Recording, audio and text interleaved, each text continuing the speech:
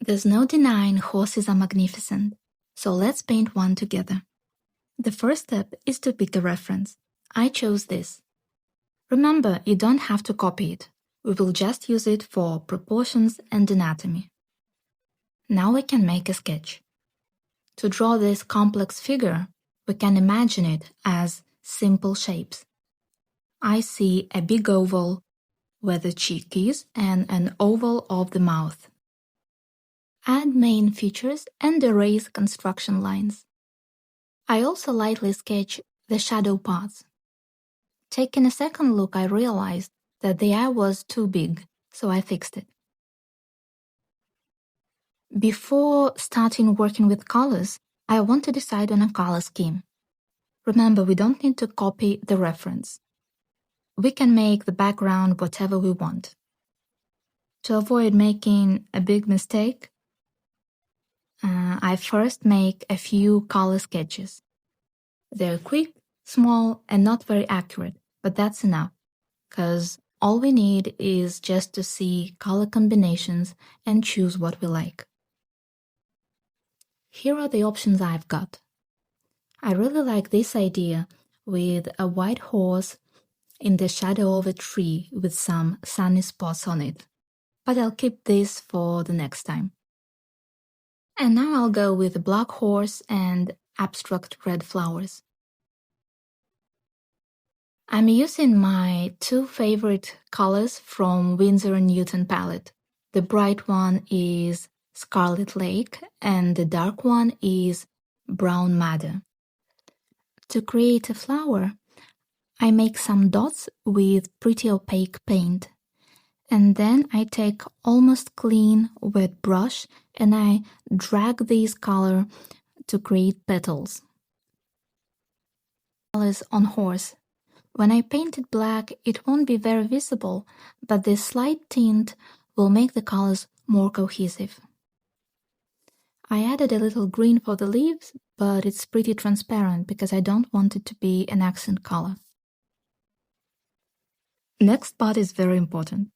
If you want to get smooth transitions, you need to make sure the surface you work with is wet. If you see that some parts are drying, you can spray them with water. Or you can work fast enough on different parts so you add a bit of water here and there. For the horse, I'm using Payne's Gray. I think this bluish tint will look good in the highlights.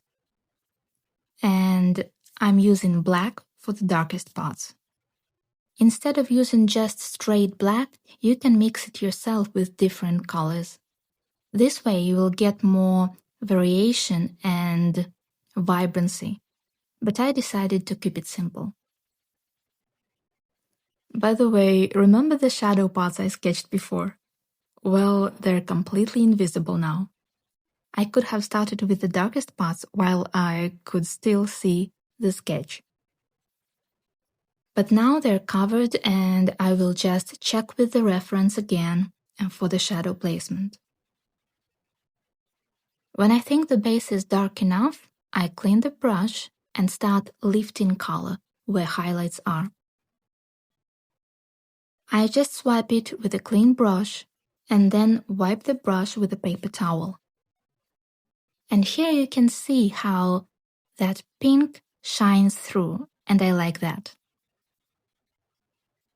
The sketch of the eye was covered too. So I started working on it and was checking with the reference, and then I realized it was too high, so I shifted it.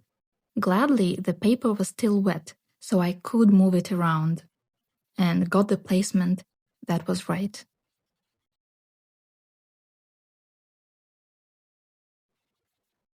I waited until this layer was almost dry. And then the watercolor became a bit lighter, and I added more dark parts for the shadows and details. To make the mane look more realistic, I added lines for individual hairs, and I darkened the part where the hairs grow. Now it looks shiny. As final details, I decided to add more petals to the flowers to make them brighter, and highlights to the horse's eye. I really like this part because it always brings it to life. You know, this painting was easier than I thought, so I invite you to try it too. If you do, please let me know.